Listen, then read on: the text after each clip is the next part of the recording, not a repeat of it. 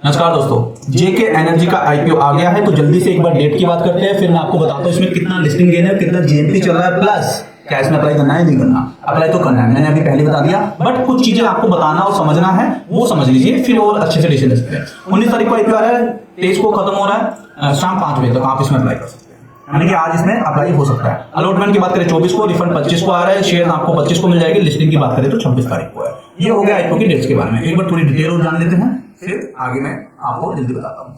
दो की face value आ रहा है 145 से 53 का जो प्राइस रखा गया है। लोट साइज 98 का है। सेल टाइप आ रहा है दोस्तों फ्रेश कैपिटल कम ओएफएस।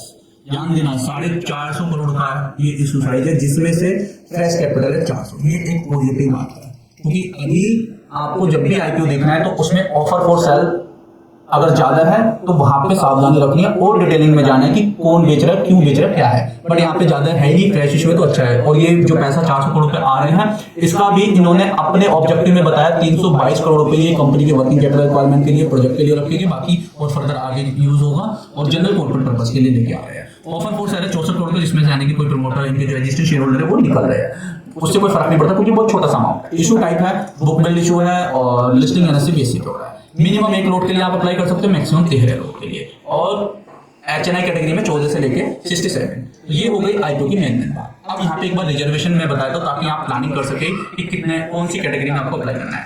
पीआईबी की अगर बात करें तो यहाँ पे तो आप अप्लाई नहीं कर सकते, 29% रखा गया है। एनआई के लिए 21% रखा गया है। तो यानी कि अगर 2 लाख से 10 लाख के बीच में लगाना है तो आपको सिर्फ 21% लोगों के उसमें आते हो तो वहां लगाओगे। और रिटेलर के लिए रखा गया है 50%। ये सबसे प्लस पॉइंट है, तो यहाँ पे आपके चांसेस और बढ़ जाते हैं। तो मेरे हिसाब से आपको रिटेलर कैटेगरी में ही अप्लाई करना चाहिए, बाकी आपको अपनी स्ट्रेटजी। अब ये जानते हैं कि जेके एनर्जी कंपनी क्या होती है।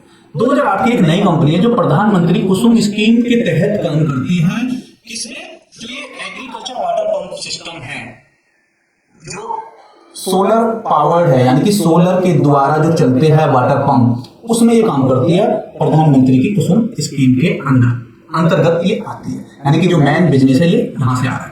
और जो इसका मेन बिजनेस है, जो बड़े बड़े हमारे 3-4 राज्य है, जैसे महाराष्ट्र हो गया, उत्तर प्रदेश हो गया, राजस्थान हो गया, वहां पे इनका सबसे ज्यादा काम है। तो बिजनेस मॉडल गवर्नमेंट की वहां से आ रहा है तो बहुत अच्छा है। और ये एक नेगेटिव भी पॉइंट है, क्योंकि जब भी कोई बिजनेस गवर्नमेंट का जहां पे हस्तक्षेप या इंटरफेरेंस ज्यादा होती है, तो वहां पे कई बार जब गवर्नमेंट चेंज होती है और ये कोई भी एक डिसीजन इनके बिजनेस को इंपैक्ट आता है, तो वो थोड़ा सा एक हल्का सा नेगेटिव पॉइंट है। बट हम लिस्टिंग गेन की बात कर रहे हैं, लिस्टिंग के पॉइंट ऑफ व्यू से देख रहे हैं, अभी लॉन्ग टर्म जैसे नहीं। तो लिस्टिंग के लिए अभी मैं आपको की परफॉर्मेंस इंडिकेटर बताता हूँ, वहां से आपको मालूम चल जाएगा। जो कंपनी प्रोवाइड करती है वो EPC model, engineering procurement and commissioning का करती है। कंपनी सारा टोटल सॉल्यूशन देती है वाटर पंप का, सर्वे, डिजाइन, सप्लाई, असेंबली, इंस्टॉलेशन का। और कंपनी का acid base light business model है। और the company source solar panel pumps various other component of solar powered pump system under the JK energy brand नाम के अंदर ये दे रहे हैं। और 2024 तक कंपनी के पास 12 वेयर हाउस है, 90 एम्प्लॉई है, 709 वर्कमैन है। ये कंपनी के बारे में है, यानी कि कंपनी का जो ओवरव्यू है या कंपनी का जो बिजनेस है वो तो बहुत अच्छा नजर आ रहा है। कंपनी के अगर की परफॉर्मेंस इंडिकेटर की हम बात करें, भैया रिटर्न ऑन इक्विटी देख के आपके हौसले उड़ जाएगी 63%, करीबन 64, यानी कि जो एग्जिस्टिंग शेयर होल्डर है उनको इतना कमा के दिया है कंपनी ने। कैपिटल एम्प्लॉयड की बात करें तो ये भी 56% है, यानी कि कंपनी ने जो इक्विटी शेयर होल्डर अपना पैसा है प्लस जो कंपनी ने कर्जे पे दे रखा है सबकी। अगर रिटर्न की बात करें, डेब्ट टू इक्विटी रेशियो भी देखें 0.74, थोड़ा सा ज्यादा है, बट अगर ये थोड़ा कम होता तो और भी अच्छा है। बट एक से जो कम होता है डेब्ट टू इक्विटी रेशियो, हम उसको सही मान देते हैं, कोई दिक्कत नहीं है। रिटर्न ऑन नेटवर्थ भी, प्रॉफिट का मार्जिन भी 12% है, EBITDA मार्जिन भी 18% है। प्राइस टू बुक वैल्यू 12 का आ रहा है, अगर ये 8 से 10 पे होता तो ज्यादा अच्छा था। पर मैं आपको एक चीज बताने वाला हूँ, समझने वाली बात है कि 2008-5 के बाद ये जितने भी बिजनेस इनकॉर्पोरेट हुए तो इनकी कॉस्ट भी काफी हाई रहती है। तो अभी अगर आप देखोगे 2025 में और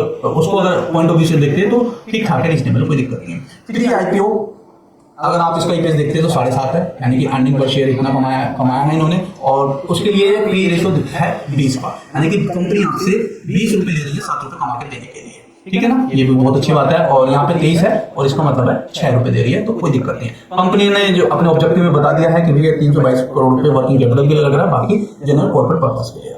अभी इतना ही यहाँ पे इंफॉर्मेशन है और आईपीओ में अप्लाई करने के लिए ये सफिशिएंट है। अगर आप लिस्टिंग गेन की बात करते हैं तो मेरे हिसाब से 60 से 70% आ जाएगा, क्योंकि कंपनी ऑलरेडी इतना तो कमा के दिया है ना शेयर होल्डर को, तो आपको भी देगी। तो आपको जो मेरे को लगता है लिस्टिंग गेन इतना मिल जाएगा। अगर जीएमपी की भी हम बात करें तो अभी 30 रुपए के आसपास चल रहा है, 29-30 रुपए का। जिस तरीके से लोगों का आईपीओ की तरफ ध्यान रहता है या और सब कुछ जा रहा है, उससे डबल में भी हो सकता है। तो आपको लिस्टिंग के लिए जरूर अप्लाई करना है। लॉन्ग टर्म के लिए भी मेरा पर्सनली होता है कि मैं ऐसे बिजनेस में नहीं जाता जहाँ पे गवर्नमेंट का ज़्यादा ध्यान या ज़्यादा डिसीजन मेकिंग पावर गवर्नमेंट के हाथ में होती है। तो मैं इसे लिस्टिंग गेन की पर्पज से अपने लिए जरूर अप्लाई करूँगा। आप लोग क्या इसमें अप्लाई कर रहे हैं नहीं कर रहे हैं मुझे कमेंट्स में बताइए, और इसी तरह के कंटेंट के लिए चैनल को लाइक शेयर सब्सक्राइब करिए।